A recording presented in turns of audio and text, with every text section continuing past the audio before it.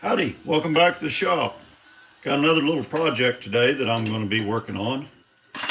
Goes along with my tool post from the other day and some of my other stuff.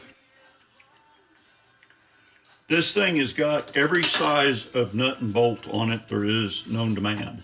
And I don't like hunting for inches. So, sort of like NASA, we're going to make all of our nuts the same size. If you don't believe me, look it up. Most of the manned NASA missions where they've got to work on something or they design something to be serviced in space, there's only like two sizes or three sizes of wrenches, maybe multiple sizes of fasteners, but I think you could pretty much take the space station apart with a 7/16 wrench. Anyway, that being said, I just happen to have some 3/4 inch square stock and I want some captive washer nuts. And I can't really find them to buy. And I also want them all the same size. So that is a washer that's peened onto the nut. It won't come off of the nut. This one isn't spinning real good right now, but it'll eventually loosen up on its own. So let's get started here. I've got a piece of square stock stuck in my 4-jaw chuck.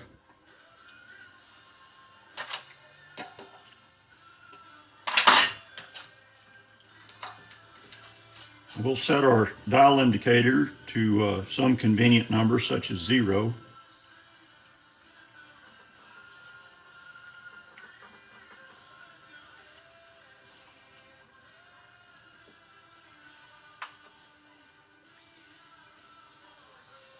I don't know if y'all can make that out or not, but that's 0.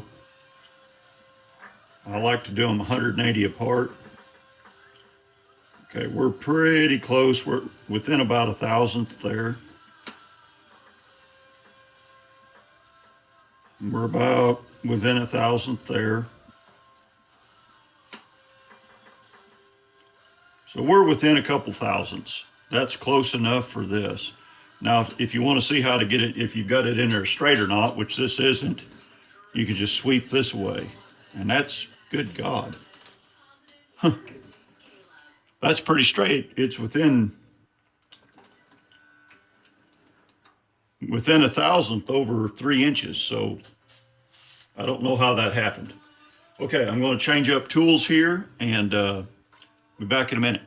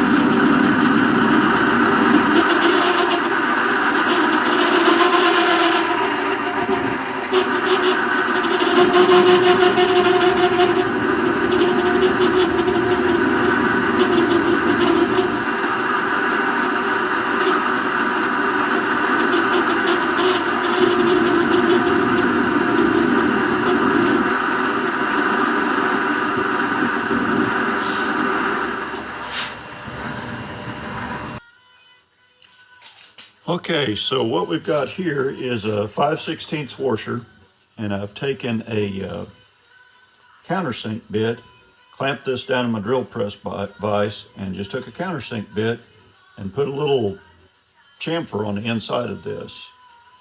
And I have turned the end of my shaft off here to where there's just a hair of this nipple here sticking out proud of this.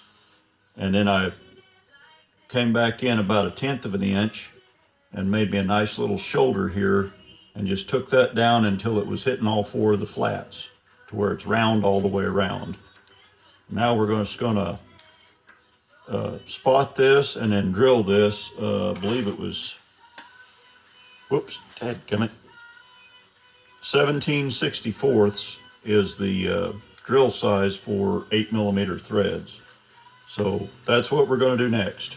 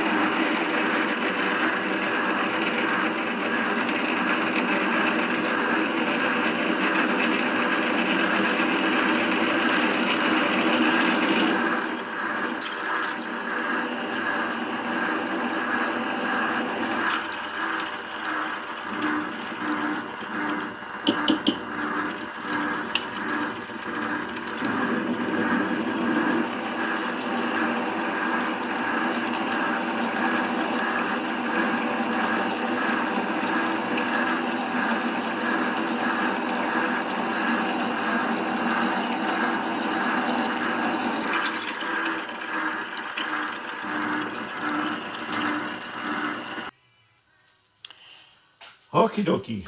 So now I've got my parting tool in here and I've got my cobbled together testing or dial indicator. I need to really make me a stand to go down here on my bed on my way, but that's a project for a different rainy afternoon.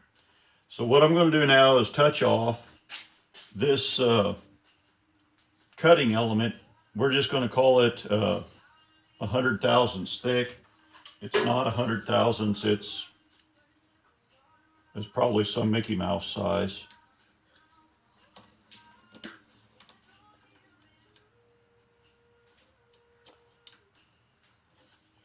$79 thousandths. We're just going to call it 100 just because we're going to. So what I'm going to do is I'm going to come over here and touch off. I want my my nuts to end up being 1/4 inch thick plus the washer. I want the nut part to be 1/4 inch. So I'm going to touch off and then I'm going to step over 350 thousandths.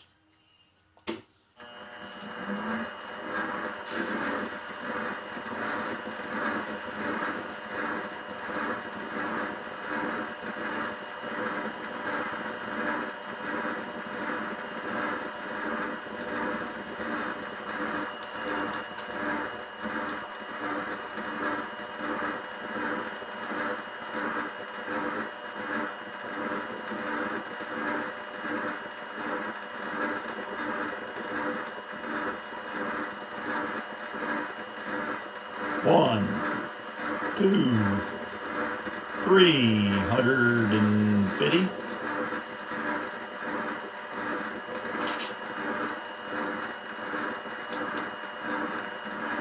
Lock her down, slow it down.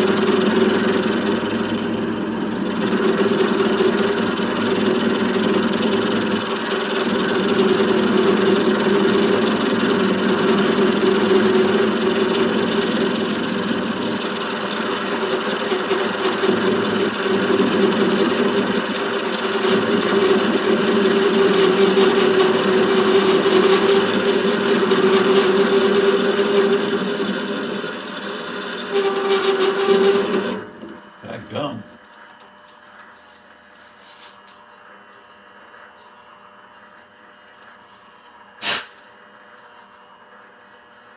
No, it's still there.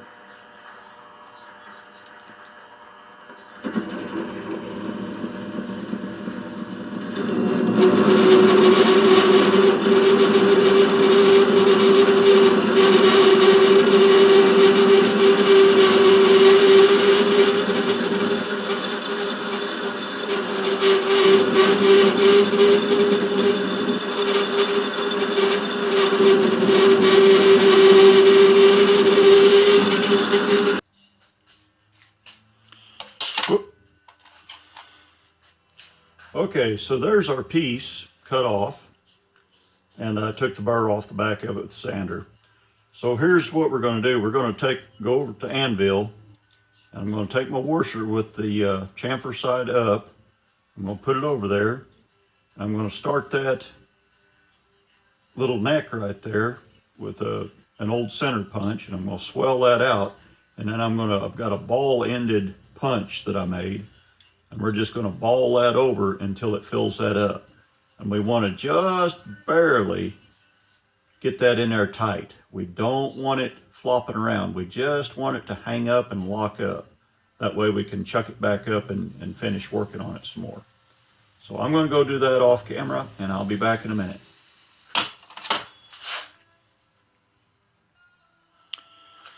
Okay, so here's our rivet riveted over, or snout, spigot, tit, whatever you want to call it. It's peened over. So now I'm going to go clamp this in my over at the drill press, and we're going to tap it and see if we can't break a tap off in there. Well, we'll see what happens. I've thrown away better looking taps than that. I thought I had a brand new tap and I can't find it. So we'll try this and see what happens.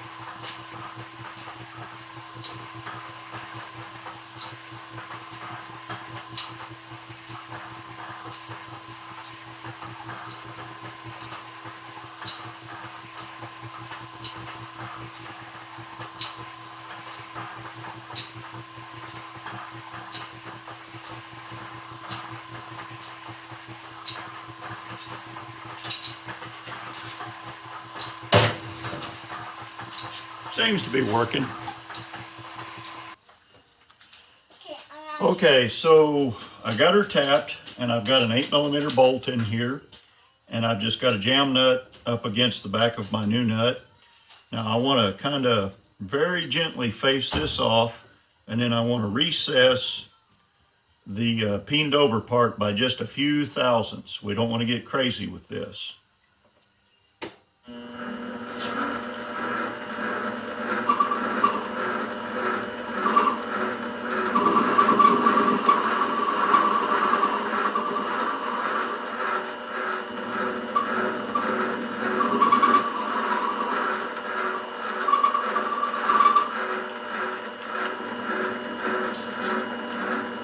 Now I think I'll go in there and break that chamfer, or put a little chamfer on the back edge of the washer.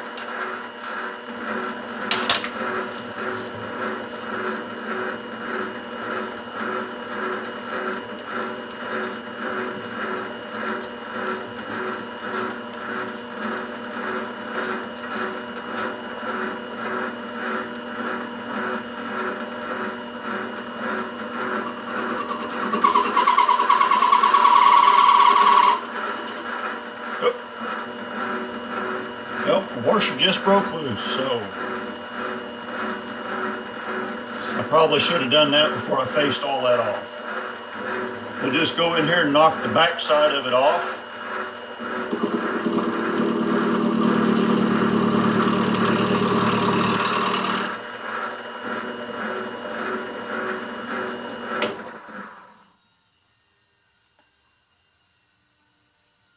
I can live with that.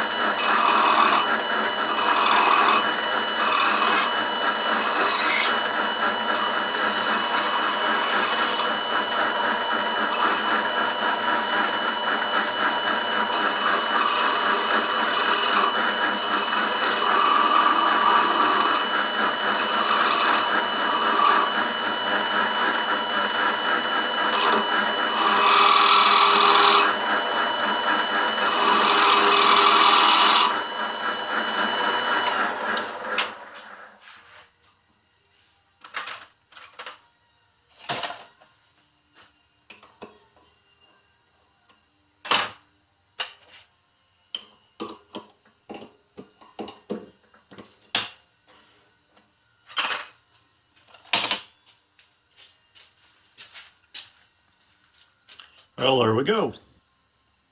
Well, it's stuck again.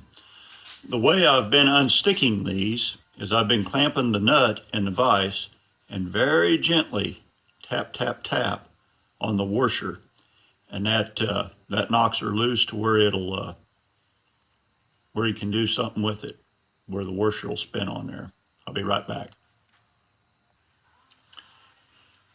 So there we go.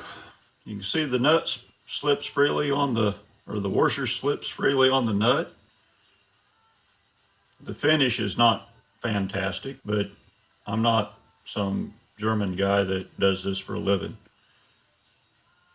or some Canadian that cusses too much. So anyway, there you are. Now I've got about 10 more of these to make in this size, and I think I'll make some 1/4 inch. But like I said at the start, my whole goal here is to have this set up to where I don't have to search for multiple sized wrenches. I just want to be able to use a single wrench and take everything on this thing apart. Whoop. So y'all have a good one. Drive safe. Watch for deer.